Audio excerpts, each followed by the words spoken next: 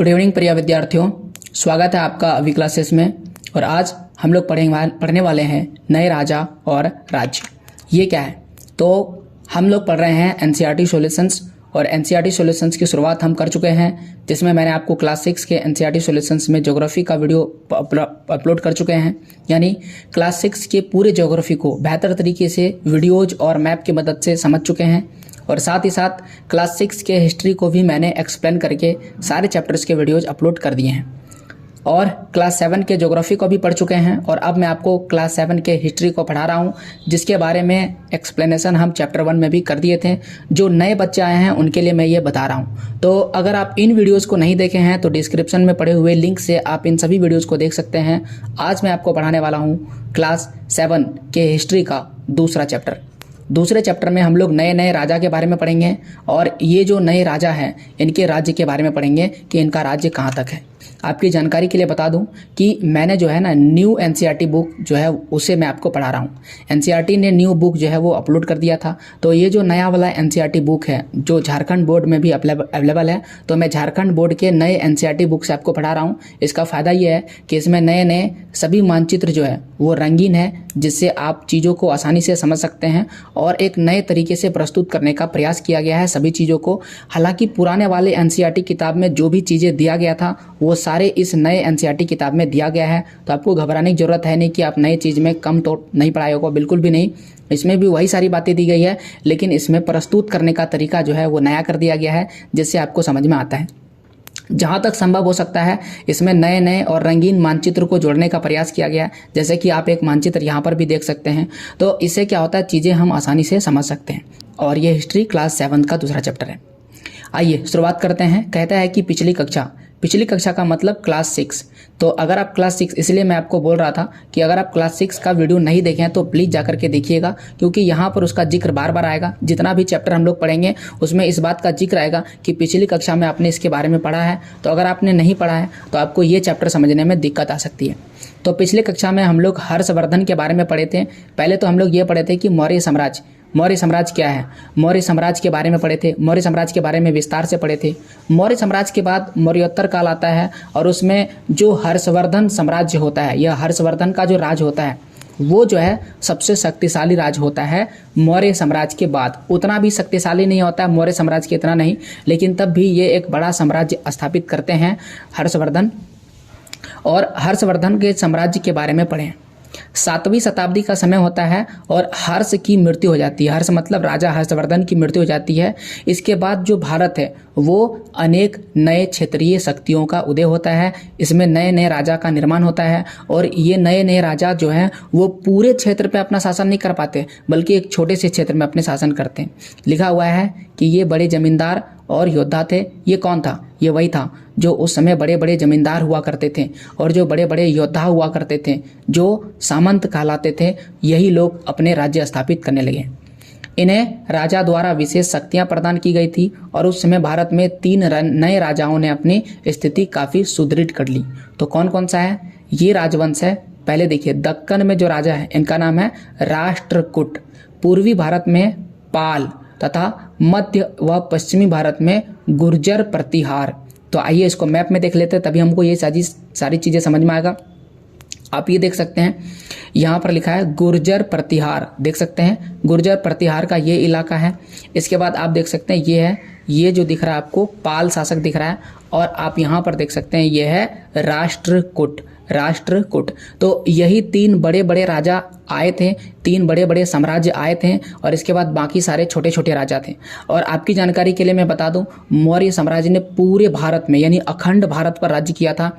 साथ ही साथ उन्होंने न केवल भारत में बल्कि पाकिस्तान और अफगानिस्तान के इलाकों में भी शासन किया था, और यहाँ तक कि उन्होंने वर्मा यानी कि म्यांमार के क्षेत्र को भी अपने अधीन ले आया था। तो आप देख सकते हैं मौर्य साम्राज्य कितना बड़ा था। मौर्य साम्राज्य के बाद जो हर्षवर्धन आए उन्होंने भी यहाँ से यहाँ तक शासन किया था। वह दक्षिण भारत तक नहीं आ पाए, लेकिन बाद में जब छोटे छोटे शासक आए तो उनका साम्राज्य तो बड़ा नहीं हो पाया, लेकिन उनने भी कई बड़े क्षेत्रों में शासन किया। जैसे कि गुर्जर प्रतिहार का इलाका आप देख सकते हैं, पाल का जो इलाका है आप देख सकते हैं, और राष्ट्रकूट का इलाका जो है आप इसे मानचित्र में देख सकते हैं। अब आइए हम लोग कहानी को पढ़ते हैं और क्या लिखा गया। कहता है कि ये तीनों कन्नौज राज्य के ऊपर शासन करने के लिए परस्पर लड़ते रहे। तो कन्नौज जो क्षेत्र है उस पर शासन करने के लिए ये आपस में लड़ते रहते थे। तो मानचित्र में आइए हम आपको कन्नौज दिखाते हैं। ये पूरा का पूरा मानचित्र है और इस मानचित्र में ये आपको दिख रहा होगा कन्नौज। वर्तमान में कन्नौज जो है ये उत्तर प्रदेश में, याद रखिएगा कौन सा क्षेत्र में है, उत्तर प्रदेश में आपको कन्नौज मिल जाएगा। तो ये कन्नौज है और इस कन्नौज को जीतने के लिए गुर्जर प्रतिहार, ये पाल और राष्ट्रकूट, ये तीनों क्या करते थे, लड़ाई करते रहते थे। अब तीनों लड़ाई करते थे किसके लिए, इनके लिए। टकराव को त्रिपक्षीय संघर्ष कहा जाता है, क्योंकि इसमें तीनों लड़ाई कर रहे थे इसलिए इसे हम त्रिपक्षीय संघर्ष कहा जाता है। तो सवाल आएगा कि त्रिपक्षीय संघर्ष में कौन कौन साम्राज्य थे, तो आपको याद रखना है दक्कन के राष्ट्रकूट और पूर्वी भारत के पाल एवं पश्चिमी भारत के गुर्जर प्रतिहार, तीनों में लड़ाई होता था। किसके लिए होता था, कन्नौज के लिए। कन्नौज की लड़ाई होता था कन्नौज क्षेत्र के लिए। इस संघर्ष में अंततः गुर्जर प्रतिहार जो है वो सफल हुए और आप मैप में भी देख सकते हैं कि ये जो इलाका है ये किसके अंतर्गत है, गुर्जर प्रतिहार के अंतर्गत देख सकते हैं गुर्जर प्रतिहार, और इसके ही क्षेत्र में कन्नौज आ चुका है। यानी कि इन तीनों की लड़ाई में जीता कौन था, गुर्जर प्रतिहार जीत गया था और उन्होंने कन्नौज को अपने क्षेत्र में मिला लिया था। आइए पढ़ते हैं, सबसे पहले राष्ट्रकूट के बारे में पढ़ते हैं। तो क्या लिखा हुआ है, राष्ट्रकूट जो है वो चालुक्यों के सामंत थे। तो उस समय चालुक्य जो थे वो एक बड़ा साम्राज्य था, राजा था, और उन्हीं के सामंत कौन थे, राष्ट्रकूट। परंतु उनकी कमजोरी का लाभ उठाकर उन्होंने अपनी स्वतंत्र सत्ता स्थापित कर ली और दंती दुर्ग ने राष्ट्रकूट वंश की स्थापना की। तो यहाँ पर याद रखिएगा नाम क्या क्या लिखा हुआ है, दंती दुर्ग। तो ये छोटे छोटे शासक के संस्थापक हैं। दंती दुर्ग ने राष्ट्रकूट वंश की स्थापना की और उसने मान्यखेत को अपनी राजधानी बनाई। तो जगह का नाम क्या लिखा हुआ है, मान्यखेत। तो आइए हम लोग मैप में देखने का प्रयास करते हैं कि ये जगह कहाँ पर है, राष्ट्रकूट के क्षेत्र में आएगा। तो राष्ट्रकूट का क्षेत्र देख सकते हैं, ये है राष्ट्रकूट का क्षेत्र और इन्होंने जो राजधानी बनाया जिसका नाम मान्यखेत था, आप देख सकते हैं, सॉरी यहाँ पर लिखा है मालखेद, मालखेद। और मालखेद को ही क्या बोला जाता है, मान्यखेत कहा जाता है। यहाँ पर साफ साफ लिखा हुआ है ये जो माल्यखेद है इसे ही मान्यखेत कहा जाता है। और ये किसकी राजधानी थी, राष्ट्रकूट। और इसके संस्थापक कौन है, इनके संस्थापक है दंती दुर्ग। दंती दुर्ग इसके क्या है, संस्थापक माने जाते हैं। इन्होंने अपनी राजधानी क्या बना दिया था, मान्यखेत को। उसने महाराजाधिराज, परमेश्वर, भट्टारक जैसी उपाधियां धारण की। तो राजा खुद को महान कहलवाने के लिए इतिहास में अपनी एक उपाधि धारण कर लेते थे, जिसमें से दंती दुर्ग ने खुद को क्या कहा, महाराजाधिराज, और दूसरा क्या बोला, परमेश्वर, और फिर भट्टारक जैसी उपाधियां धारण की। कैलाशनाथ मंदिर, एलोरा, एलिफेंटा की गुफाओं का निर्माण राष्ट्रकूटों ने ही करवाया था। तो ये सारे मंदिर जो आपको दिख रहे हैं, पहला कौन सा मंदिर है, कैलाशनाथ मंदिर, और एलोरा और एलिफेंटा, ये सभी गुफा है और इन सभी गुफाओं का निर्माण राष्ट्रकूट ने ही करवाया था। और अमोघ वर्ष कृष्ण प्रथम, ध्रुव, गोविंद तृतीय राष्ट्रकूट वंश के राजा थे। तो ये बाकी सारे राजा आए किस शासक के, राष्ट्रकूट वंश के। अब आइए हम लोग पढ़ते हैं पाल के बारे में। अगर पाल की बात की जाए तो पाल वंश जो है वह पूर्वी भारत में एक शक्तिशाली राजवंश था, जैसा कि मैप में आपको दिखा चुके हैं, जो पूर्वी भारत में पड़ता है। इसकी स्थापना गोपाल ने की, गोपाल, तो इसी से बना पाल वंश, गोपाल। इसके संस्थापक कौन है, गोपाल। पाल राजवंश का विस्तार वर्तमान बिहार और बंगाल तक था। तो वर्तमान में जहाँ भी आपको बिहार दिख रहा है और जहाँ बंगाल का क्षेत्र है वहाँ पर ही पाल राजवंश के पाल वंश जो है फला फूला। धर्मपाल के पुत्र देवपाल ने पाल वंश का विस्तार असम, ओडिशा व नेपाल के कुछ क्षेत्रों तक किया। तो कहाँ तक किया था, असम, ओडिशा और नेपाल। आइए इसको मैप में देखते हैं ताकि हम लोग समझ सकें कि पाल वंश कहाँ पर है। आप देख सकते हैं बोला गया, सबसे पहले तो बोला गया कि जहाँ पर बिहार है और जहाँ पर बंगाल है उसी क्षेत्र में कौन सा वंश था, पाल वंश था। जैसा कि आप यहाँ पर लिखा हुआ देख सकते हैं, पाल वंश था। बाद में जब राजा आया, बढ़ा राजा, तो उन्होंने इसका विस्तार कहाँ तक किया, कुछ नेपाल को भी जीत लिया और कुछ किस क्षेत्र को जीत लिया, असम को भी जीत लिया, और इस तरह से उन्होंने अपने क्षेत्र को बढ़ा दिया। राजा का नाम क्या था, राजा का नाम था देवपाल। देवपाल वह राजा था, किसका पुत्र था, धर्मपाल का पुत्र था। तो धर्म का पाल का पुत्र देवपाल ने पाल वंश का विस्तार कहाँ तक किया? असम, उड़ीसा और नेपाल। उड़ीसा कहाँ पर पड़ता है? उड़ीसा नीचे वाला इलाका है, इस इलाके को हम उड़ीसा कहेंगे। उड़ीसा का देख सकते हैं यहाँ पर उत्कल लिखा हुआ है, पहले तो कलिंग कहा जाता था, फिर उत्कल और फिर बाद में क्या पड़ा? उड़ीसा पड़ा। उड़ीसा को ही इतिहास में उत्कल कहा जाता है। आगे लिखा हुआ है कि पाल वंश के शासक बौद्ध धर्म को मानने वाले थे। पाल वंश के शासकों ने लगभग 400 वर्षों तक शासन किया था। तो ये धर्म याद रखिएगा, उन्होंने बौद्ध धर्म का पालन किया और कितने वर्षों तक शासन किया था? लगभग 4 वर्षों तक, उन्होंने 400 वर्षों तक शासन किया था। पाल वंश के बाद अगला वंश हम लोग पढ़ते हैं और ये रहा गुर्जर प्रतिहार। ठीक है, इसको कई बार आप लोग गुज्जर प्रतिहार भी सुने होंगे, लेकिन एक्चुअल में इसे हम लोग गुर्जर प्रतिहार ही पढ़ते हैं, क्योंकि यहाँ पर आप देख सकते हैं शब्द वैसा ही लिखा हुआ है। आगे देखते हैं, पालों के अतिरिक्त उत्तरी भारत की दूसरी महत्वपूर्ण शक्ति कौन थी? गुर्जर प्रतिहारों के थी। तो गुर्जर प्रतिहार का क्षेत्र हमने दिखा दिया आपको एक बार फिर से मानचित्र में दिखा देते हैं। तो ये जो आपको इलाका दिख रहा है, ये कौन सा है? गुर्जर प्रतिहार का इलाका है। अब गुर्जर प्रतिहार की खासियत देखिए। सबसे पहले तो इस साम्राज्य का संस्थापक था हरिचंद्र। हरिचंद्र नाम याद रखिएगा। हरिचंद्र क्या है? इनके संस्थापक है जिन्होंने इसका स्थापना किया। गुर्जर प्रतिहारों ने पश्चिम व मध्य भारत, तो पश्चिम दिखा देते हैं आपको, किस इलाका को पश्चिम कहते हैं। तो ये जो है गुर्जर प्रतिहार का इलाका है और इस इलाका को हम कहेंगे पश्चिम। इस इलाका को क्या कहेंगे? पश्चिम कहेंगे, जिधर पाकिस्तान है। और दूसरा कौन सा दिशा लिखा गया था? मध्य भारत। तो बीच वाला इलाका मध्य भारत है, जहां पर ये क्षेत्र पूरा है वो मध्य भारत ही है। तक अपनी भौगोलिक सीमा का विस्तार किया और एक विशाल साम्राज्य स्थापित किया। राष्ट्रकूट जो थे वो बार बार प्रतिहारों व पालक शासकों से कन्नौज और पश्चिमी गंगा के मैदान के क्षेत्र पर अधिकार के लिए संघर्ष करते थे। कन्नौज व्यापारिक दृष्टिकोण से उत्तर भारत का एक महत्वपूर्ण शहर था। तो ये कई बार सवाल अगर आपके मन में आता है कि कन्नौज ही क्यों जीतना चाहता था, तो इसका जवाब यही है कि कन्नौज एक बहुत ही महत्वपूर्ण व्यापारिक दृष्टिकोण से क्षेत्र था, महत्वपूर्ण शहर था, आप समझिए, जहां पर व्यापार को बहुत ही बेहतर तरीके से किया जा सकता है। अब ये जिसके इलाके में रहेगा, जो शासक है वो उसे क्या करेगा? टैक्स लेगा। इसीलिए कन्नौज को सभी जीतना चाहते थे। इसे महोदय नगर कहकर भी पुकारा गया। राष्ट्रकूटों ने दक्षिण के चोल वंश के शासकों से भी संघर्ष किया, परंतु उसे दिया नहीं और इस प्रकार से वो इसे जीत लिए। तो ये आप क्षेत्र देख सकते हैं। कन्नौज मैं आपको दिखा चुका हूँ। ये जो इलाका आपको दिख रहा है ये क्या है? कन्नौज है। और इसमें आप एक बार मैं आपको इरेज करके गंगा नदी दिखाता हूँ।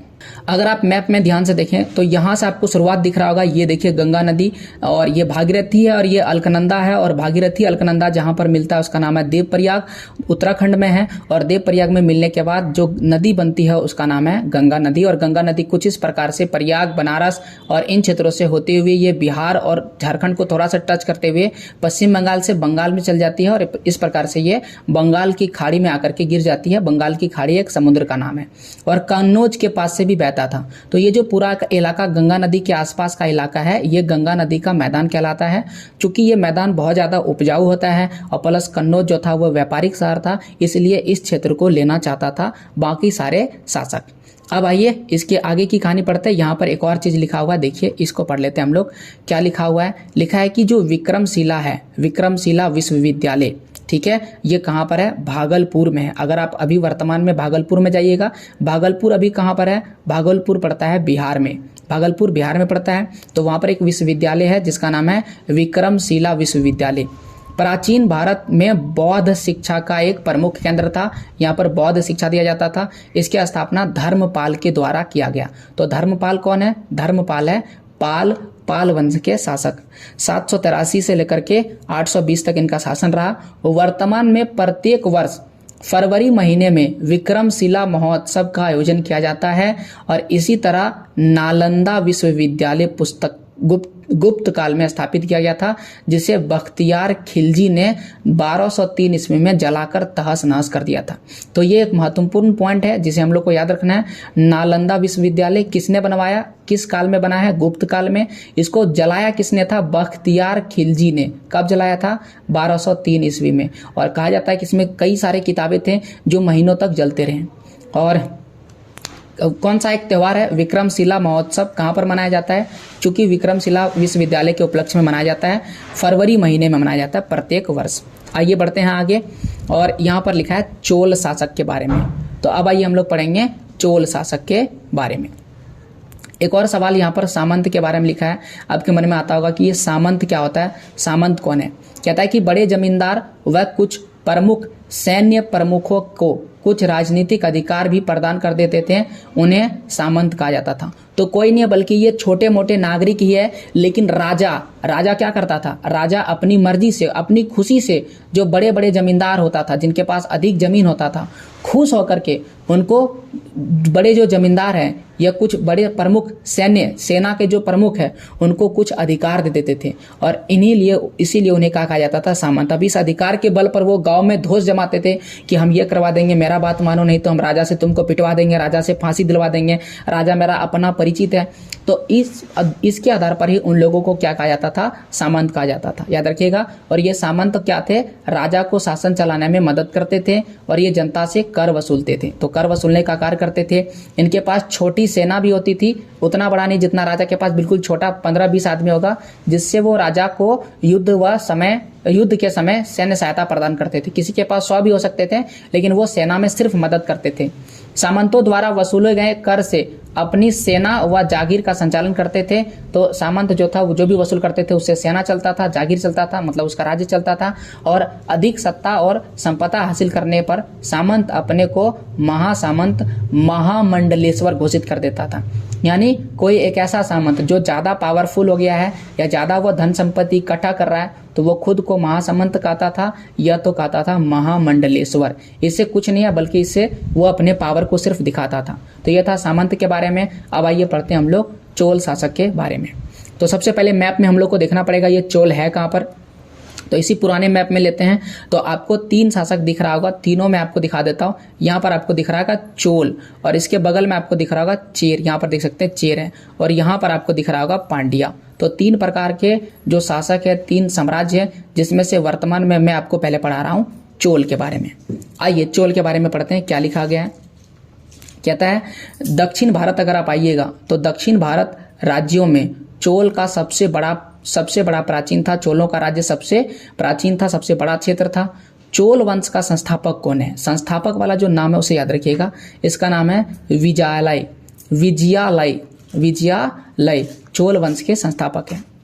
उसने पल्लवों की राजनीतिक दुर्बलता का लाभ उठाकर तंजौर पर अधिकार कर लिया था और स्वतंत्र राज्य की स्थापना करती थी। तो बड़े ही चतुर तरीके से इन्होंने तंजौर पर अधिकार कर लिया। किसकी राजनीतिक दुर्बलता, पल्लव वंश यहाँ पर था, और इस पल्लव वंश की राजनीतिक दुर्बलता का लाभ उठा करके तंजौर पर अधिकार कर लिया, उसको जीत लिया और उन्होंने एक स्वतंत्र राज्य की स्थापना कर दिया। एक युद्ध में परांतक प्रथम जो कौन है, राष्ट्रकूट राजा कृष्ण द्वितीय से हार का सामना करना पड़ा था। तो परांतक प्रथम को, यहाँ पर देखिए नाम लिखा हुआ है परांतक प्रथम, ये राजा जो था राष्ट्रकूट के राजा, जिनका नाम है कृष्ण द्वितीय, याद रखिएगा राजा कृष्ण द्वितीय किनके राजा है, राष्ट्रकूट के राजा है। तो दोनों को पहले समझ लेते हैं। पहले देखिए ये है ये चोल के शासक, इनका नाम क्या है, चोल के शासक का नाम है परांतक प्रथम, और राष्ट्रकूट है इसके राजा का नाम है राजा कृष्ण द्वितीय।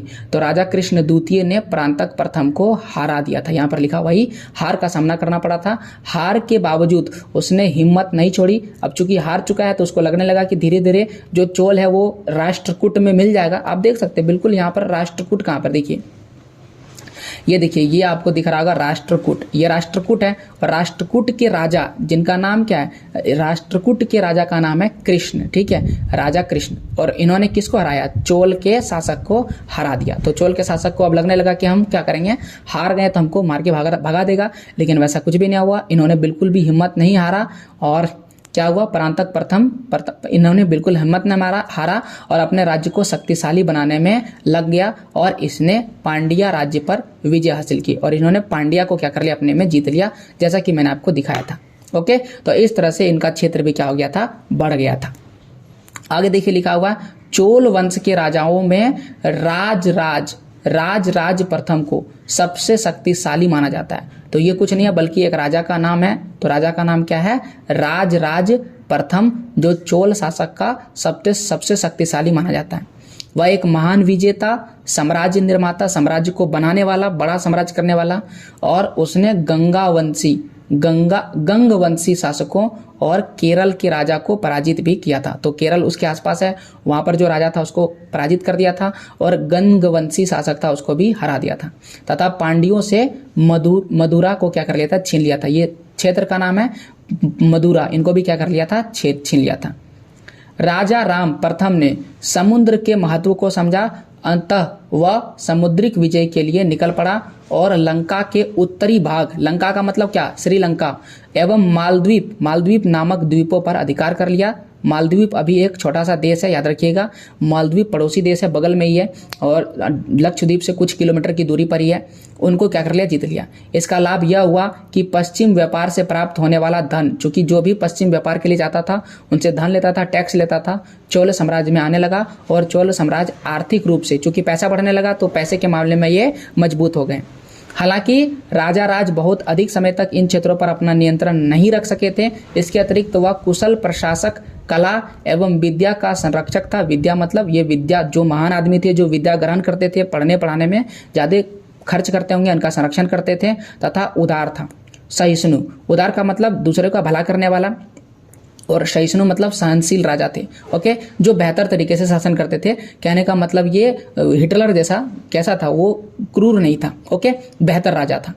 आगे देखिए, राजा राज प्रथम, चूंकि यही महान राजा था तो इसके बारे में लिखा हुआ है राज प्रथम का पुत्र राजा राजेंद्र प्रथम। राज का प्रथम, इसका पुत्र का नाम क्या हुआ, राजा राजेंद्र प्रथम। चोल वंश का दूसरा प्रतापी शासक था। उसने अपने पिता की विरासत को अक्षुण्ण रखते हुए एक सुदृढ़ थल जल सेना के आधार पर साम्राज्य का विस्तार किया। उसके काल में चोलों की शक्ति में काफी वृद्धि हुई। उसने चालुक्य, पांड्या, चेर, तीनों में आपको दिखा दिया। चालुक्य, पांड्या, चेर तथा पाल शासक को क्या कर दिया था, पूरी तरह से हराया था। और अपने शासन के 5वें वर्ष में उसने संपूर्ण श्रीलंका पर विजय प्राप्त कर दिया था। केवल 5 वर्ष ही हुआ था इसका राजा बने हुए और उसने पूरे श्रीलंका को अपने में मिला लिया था। और साथ ही साथ उसने दक्षिण पूर्व एशिया के कुछ देशों जैसे कि जावा एवं सुमात्रा आदि को भी अपने में हासिल करके मिला लिया था। अब आपको एक बार मैप में दिखाते ताकि आपको समझ में आए। देखिए, ये जो क्षेत्र आपको दिख रहा है ये कौन सा शासक का है, देखिए ये चोल का है। ठीक है, चोल के साम्राज्य है और इसमें अलग अलग क्षेत्र आपको दिखा। देखिए, ये मदुरई की बात यहाँ पर हो रहा था, फिर पांडियन का बात हो रहा था, फिर आप देख सकते हैं गंगावादी का बात हो रहा था। इन सभी क्षेत्रों को उन्होंने क्या कर लिया, जीत लिया। और इसके बाद ये इधर आ रहे थे, इधर पल्लव वंश के क्षेत्र को भी क्या कर लिया था, जीत लिया था। आप देख सकते हैं कितने बड़े इलाके को इसने क्या कर लिया था, जीत लिया था और अपने सेना जो कह सकते हैं सीमा क्षेत्र में क्या कर लिया था, मिला लिया था। और कुल मिलाकर के इन्होंने पूरी श्रीलंका को क्या कर लिया था, जीत लिया था। इसमें जावा और सुमात्रा तो नहीं दिखाया गया है, ये लक्षद्वीप है। लक्षद्वीप से कुछ दूरी पर यहाँ पर आपको मिलेगा मालद्वीप। ओके, मैप थोड़ा छोटा है तो यहाँ पर आपको मालद्वीप मिलेगा, इसको भी क्या कर लिया था, जीत लिया। आइए आपको वर्ल्ड मैप में सारे स्थान दिखाते हैं। तो यहाँ पर आप देख सकते हैं भारतीय उपमहाद्वीप के साथ साथ एशिया के कुछ क्षेत्र इसमें दिख रहे होंगे। तो यहाँ पर हम देख सकते हैं, यहाँ पर अपना प्यारा भारत जो है देश है और ये आपको दिख रहा होगा श्रीलंका। तो सबसे पहले मैप में दिखा दिया इन क्षेत्रों को, यहाँ से यहाँ तक चोल शासक ने क्या कर लिया था, जीत लिया था राजा ने। और इसके साथ साथ ये जो श्रीलंका था इसको भी पूरी तरह से क्या कर लिया था, जीत लिया था। राजा का नाम क्या था, राजा राजेंद्र। राजा राजेंद्र किसका बेटा था, राजा राजेंद्र बेटा था राज का, राज। तो राज का जो बेटा था उसका नाम था राजा राजेंद्र। तो राज ने तो बढ़िया काम कर भी किया था। उन्होंने थल सेना बनाया था और जल सेना बनाया था। जल सेना, जल के लिए जो सेना होता है उसे जल सेना कहते हैं और जो थल के लिए सेना होता है उसे हम थल सेना कहते हैं। तो चोल के राज ये राजा का नाम है राज। तो इन्होंने क्या कर दिया था, थल जल सेना का मदद से श्रीलंका का आधा भाग क्या कर लेता, जीत लिया था। लेकिन जैसे ही इसका बेटा आया तो उस बेटे ने इसको पूरे को जीत लिया। और साथ ही साथ इस ओर आइएगा, यहाँ पर देखिए ये इस क्षेत्र में आपको ये जो इलाका दिख रहा है ये है जावा और ये जो इलाका आपको दिख रहा है ये है सुमात्रा। दिख गया आपको, तो ये पूरा का पूरा जावा है और ये पूरा का क्या है, सुमात्रा है। अब मैप में देखने के बाद आपको तो ये समझ में आ गया कि चोल जो है वो कितना शक्तिशाली हो गया। और राजा राजेंद्र प्रथम, याद रखिएगा, राजा राजेंद्र प्रथम जो चोल वंश का दूसरा सबसे प्रतापी शासक, प्रतापी राजा था, उसने न केवल श्रीलंका को, संपूर्ण श्रीलंका को जीता। संपूर्ण श्रीलंका मतलब पूरी श्रीलंका को, साथ ही साथ उसने दक्षिण पूर्व एशिया के कुछ देशों जैसे कि यहाँ पर जावा और दूसरा क्या नाम था, सुमात्रा, इसको भी क्या कर लिया, जीत लिया, हासिल कर लिया था। समझ में आ गया। आइए देखिए, राजेंद्र के पश्चात चोल साम्राज्य का धीरे धीरे पतन शुरू हो गया, यानी कि चोल साम्राज्य उतना बढ़िया नहीं चल पाया और राजेंद्र के बाद ये पूरी तरह से खबरा गया, खत्म हो गया। तो ये था चोल वंश के बारे में।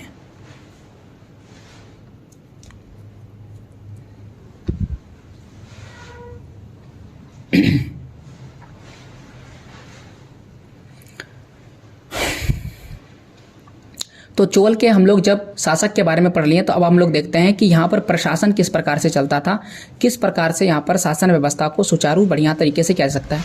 क्योंकि जितना बड़ा साम्राज्य होता है, प्रशासन चलाना उतना ज़्यादा मुश्किल होता है। तो ये कैसे इतना बड़े साम्राज्य में प्रशासन कर लेते थे, जैसा कि मैंने आपको मैप पे दिखाया, आप देख सकते हैं मैप में इंडिया यहाँ पर है और सुमात्रा कहाँ इतना दूर में है, जावा इतना दूर में है। तो इतने बड़े क्षेत्र में वो शासन कैसे करते थे, इसके लिए कौन सी नीति ये अपनाते थे, आइए देखते हैं। सबसे पहले चोलों ने क्या किया था, एक विशाल साम्राज्य की स्थापना की और साथ ही साथ इसके प्रशासन को भी सुनिश्चित व्यवस्था की। केंद्रीय प्रशासन का सर्वोच्च अधिकारी राजा होता था। ये राजा वाला व्यवस्था सब में होता है। केंद्रीय प्रशासन मतलब सबसे शक्तिशाली कौन होगा, सबसे शक्तिशाली होगा राजा। राजा जो कहेगा वही आपको मानना पड़ेगा, इसे कहते हैं सर्वोच्च अधिकारी। अभी हमारे पास सर्वोच्च अधिकारी अलग अलग होता है, जैसे कि न्यायालय का सर्वोच्च अधिकारी सर्वोच्च न्यायालय होता है, उसी प्रकार से प्रशासन का अलग अलग होता है। लेकिन उस समय क्या होता है, सर्वोच्च अधिकारी सबका, चाहे वो पुलिस का हो, आर्मी का हो, या न्याय करने का हो, आर्थिक पैसा उसा का हो, कोई भी, उसके लिए जो केंद्रीय प्रशासन है वो कौन होता था, केवल और केवल राजा होता था। उसके अधिकार असीम होते थे, असीम। तो उसके अधिकार क्या होते थे, असीम। असीम का मतलब खत्म नहीं होता था, जितना उसके पास अधिकार है अनंत, कभी खत्म नहीं होगा। युवराज को प्रशासन में महत्वपूर्ण स्थान प्राप्त होता था। युवराज का मतलब राजा का बेटा। तो प्रशासन में जितना भी बड़ा बड़ा क्षेत्र है, बड़ा बड़ा अधिकार है, वो किसको मिलेगा, राजा के बेटा को मिलेगा। राजा मंत्रियों एवं अनेक पदाधिकारियों की सहायता से शासन चलाता था। तो यहाँ पर मंत्री होता था राजा के पास और साथ ही साथ बहुत सारे ऐसे पदाधिकारी होते थे जिनकी सहायता लेकर के वो शासन चलाते थे।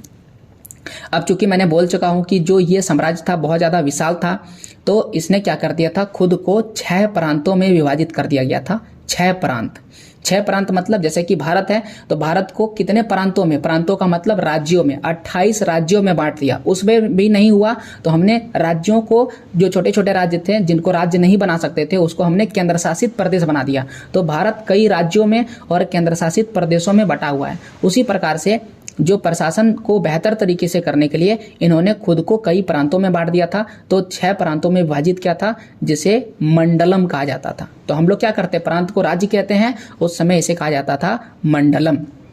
महत्वपूर्ण प्रांतों का प्रशासन राजघराने से संबंधित व्यक्ति को दिया जाता था। राजघराने से संबंधित का मतलब राजा से जुड़े हुए व्यक्ति को ही दिया जाता। राजा, राजा का चच्चा, राजा का फूफा, राजा का फूफा का बेटा, राजा का चचा का बेटा, तो ये राजघराने से जुड़े हुए लोग हैं। तो राजघराने से जुड़े हुए लोगों को ही जो महत्वपूर्ण प्रांत है उसे दिया जाता था। चोल साम्राज्य की प्रशासनिक इकाई अवरोही क्रम में इस प्रकार है। अवरोही क्रम का मतलब क्या होता है, एक होता है आरोही, यानी आरोही का मतलब होता है छोटा से बड़ा और अवरोही का मतलब होता है बड़ा से छोटा। तो पहले होगा राज्य, फिर होगा मंडलम, फिर होगा नाडु, फिर होगा कुर्रम। कुर्रम को कोट्टम भी कहा जाता था। तो सबसे बड़ा होगा राज्य, राज्य से छोटा होगा मंडलम, ये छोटा होते जा रहा है, और मंडलम से छोटा होगा नाडु। आप ऐसे समझिए, ये है राज्य, जैसे कि हम लोग कहते हैं पहले होता है राज्य, फिर उसके बाद क्या होता है, उसमें होता है जिला, जिला के बाद उसमें क्या होता है, गांव, ठीक है, प्रखंड होता है, प्रखंड में गांव होता है। तो उसी प्रकार से पहले क्या है, राज्य है। तो ये बड़ा वाला सर्कल क्या है, बड़ा वाला सर्कल है राज्य, और उससे जो अंदर वाला सर्कल है वो है नाडुम, ठीक है, सॉरी मंडलम है, और मंडलम से छोटा वाला क्या है, नाडुम है, और नाडु से छोटा जो है वो कुर्रम है, उसके भी अंदर होगा तो वो कुर्रम हो जाएगा। इस तरह से चोल का प्रशासन चलता था। अब जरा देखते हैं स्थानीय स्वशासन, मतलब छोटे छोटे इलाके में शासन किस प्रकार से किया जाता था। अगर हम स्थानीय स्वशासन की एक बात करें तो चोलों की स्थानीय स्वशासन की प्रणाली बहुत ज़्यादा अनूठी थी। अन्य किसी भी भारतीय राज्य में ऐसा व्यवस्था देखने को बिल्कुल भी नहीं मिलती है। तो कैसा शासन व्यवस्था था, चोल शासकों की स्थानीय प्रशासन व्यवस्था को वारियम कहा जाता था। तो नाम याद रखिएगा, क्या कहा जाता था, वारियम। यह व्यवस्था समिति प्रणाली पर आधारित थी। चोल अभिलेखों में 3 प्रकार के ग्राम का उल्लेख मिलता है, यानी कि इसमें 3 प्रकार के गांव हुआ करते थे। ग्राम मतलब क्या, एक तरह का गांव है, और ये 3 कौन कौन से थे, पहला कहलाता था उर, दूसरे को कहा था सभा और तीसरे को कहा जाता था नगरम। अब इन तीनों में अंतर क्या है? जो ऊर था वो गांव वालों की एक ग्राम परिषद होती थी, केवल गांव वालों का ग्राम परिषद होता था। सभा क्या है? सभा या महासभा गांव के वरिष्ठ ब्राह्मणों की सभा होती थी। तो ये किसका है? ब्राह्मणों का सभा है। उसके बाद चोल अभिलेखों में नगरम का उल्लेख प्रायः व्यापारिक केंद्रों से संबंधित कार्य के लिए हुआ करता था, यानी कि जहां पर ज्यादा व्यापारिक केंद्र है उसको क्या कहा गया? नगरम कहा जाता था। नगरम की प्रशासनिक व्यवस्था मुख्य रूप से व्यापारियों को ही शामिल किया जाता था, यानी कि नगर में जो भी प्रशासन व्यवस्था है उसमें ज्यादातर किसको शामिल किया जाता है? व्यापारियों को ही शामिल किया जाता है। प्रत्येक गांव में ग्राम सभा की सहायता से मध्यस्थ नामक कुछ वेतन भोगी कर्मचारी होते थे। तो मध्यस्थ कौन है? मध्यस्थ मतलब बिचौलिया, आप समझिए बिचौलिया है। तो ग्राम सभा की सहायता के लिए इसको रखते थे। और केंद्रीय अधिकारियों की सहायता प्रदान करना, कर वसूलना, इसका क्या काम है? केंद्रीय अधिकारियों की सहायता प्रदान करना, कर वसूल करना, अपराधियों को दंडित करना, शिक्षा, मंदिर और सिंचाई व्यवस्था को कराने की जिम्मेदारी ग्राम सभा को थी। तो ग्राम सभा कुछ नहीं करता है, गांव में लोगों के घर जाता था और उसको कर वसूल करते थे। सभा का मतलब क्या होता है? लोगों का समूह। तो ग्राम सभा क्या होगा? 8 से 10 या 5 से 12 लोगों का समूह होगा और ये सभी समूह मिल करके गांव में चलाते हैं। जैसे अभी हमारे गांव में ग्राम पंचायत होता है तो उसी तरह उस समय ग्राम सभा हुआ करता होगा। ओके, तो गांव में ग्राम सभा हुआ करता था और जो वरिष्ठ होते थे, वरिष्ठ किसको कहते हैं? बूढ़े पुराने लोग जो ज्यादा उम्र के होते हैं, और ब्राह्मण, वो यहाँ पर साफ साफ लिखा हुआ है वरिष्ठ ब्राह्मणों को, केवल ब्राह्मणों को सभा या महासभा में शामिल किया जाता था। आगे देखते हैं। चोल राज्य की भूमि और व्यापार से राजस्व प्राप्त होता था। तो भूमि टैक्स, जिसे हम लोग क्या कहते हैं? लैंड टैक्स या भूमि कर कहते हैं, और व्यापार से लिया जाने वाला कर, इससे इनको राजस्व की प्राप्ति होती थी। यानी कि राजा के पास पैसा कहाँ से आता था? तो भूमि का टैक्स लेता था और व्यापार का टैक्स लेता था। और इस कर का एक भाग राजा के लिए रख दिया जाता था तथा दूसरे भाग को सार्वजनिक निर्माण कार्य में लगा दिया जाता था। देखिए, आप याद रखिएगा, राजा तो कोई काम करता नहीं है, तो राजा आराम से जी रहा है, अच्छे अच्छे भोजन कर रहा है, सोने के गहने पहन रहा है, राजा की रानियां गार्डन में घूम रही है, तो इनके पास पैसा इतना आ कहाँ से रहा? तो ये सारा जो टैक्स है, ये जो कर है, इसी कर से राजा का सारा सुख सुविधा मिलता है। तो जितना भी टैक्स लिया जाता था उसका एक भाग राजा के लिए रख दिया जाता था, राजा अपना सुख सुविधा से रहेगा, और बाकी कार्य किसके लिए लगा दिया जाता है? सार्वजनिक निर्माण कार्य के लिए लगा दिया जाता है। जैसे कि सड़क बनवाना हो तो उसी पैसा से बनेगा, तालाब बनवाने के लिए, राज कर्मचारियों को वेतन, राजा का जो कर्मचारी है उसको वेतन देने के लिए उसी पैसा से दिया जाता था। फिर लिखा हुआ है स्थल सेना, जल सेना, इन सब को खर्च वहन करने तथा मंदिरों के निर्माण में इन्हीं पैसों को खर्च किया जाता है। चोलों की अस्थाई सेना में पैदल सैनिक थे, गजारोही, गज का मतलब हाथी होता है, गज का मतलब क्या होता है? हाथी।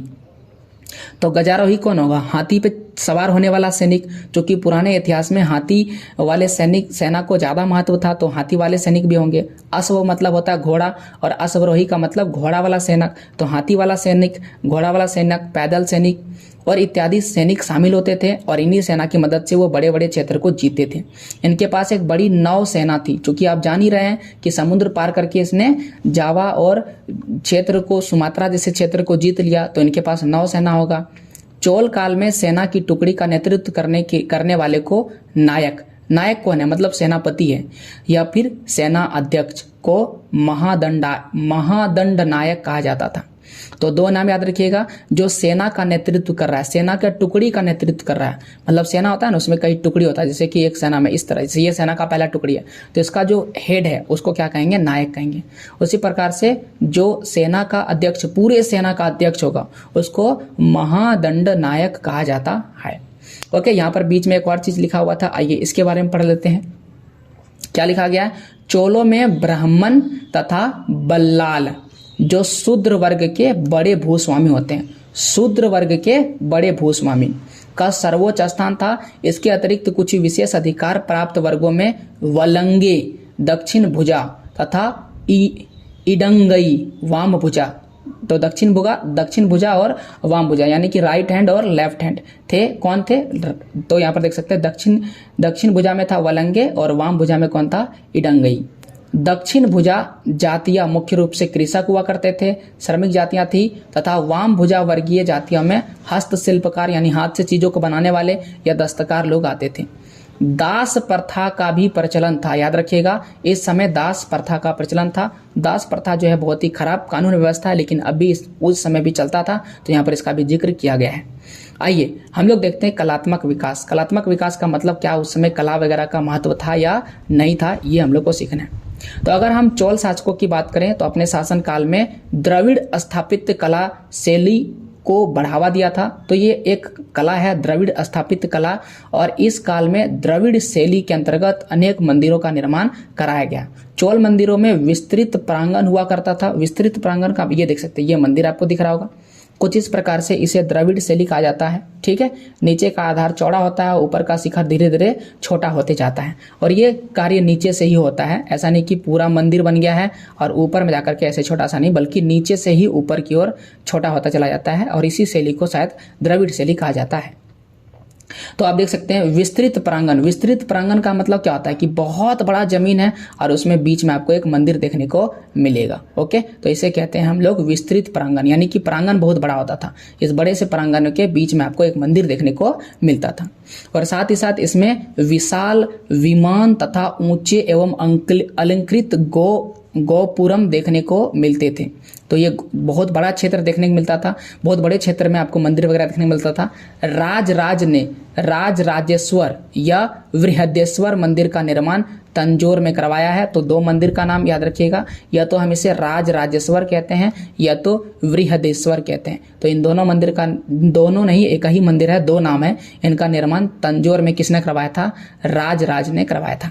यह मंदिर करीब 192 फीट ऊंचा है और यह द्रविड़ शैली का विशिष्ट उदाहरण है। इस काल में मूर्ति कला एवं चित्रकला का भी विकास हुआ था, मूर्तियां भी बनती थी। इस युग की मूर्ति कला का सबसे अच्छा नमूना कांसे की बनी नटराज की मूर्ति है। तो ये नटराज वाला मूर्ति आपको दिखाते थे, ये नटराज की मूर्ति है, जो किस चीज का बना है? कांसे का बना है।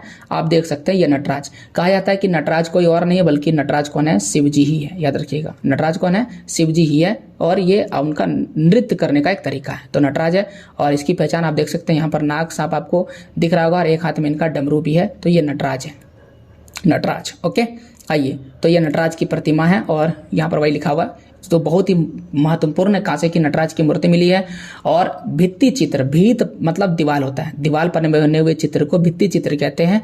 इसके अंतर्गत बृहदेश्वर मंदिर की दीवारों पर अजंता की चित्रकला से प्रभावित धार्मिक चित्रकारी भी आपको देखने को मिलता है। तो मंदिरों की दीवारों पर भी आपको कई बहुत ही बेहतर तरह के चित्र देखने को मिल जाएंगे, यानी कि भित्ति चित्रकला भी इसमें ज़्यादा फेमस था।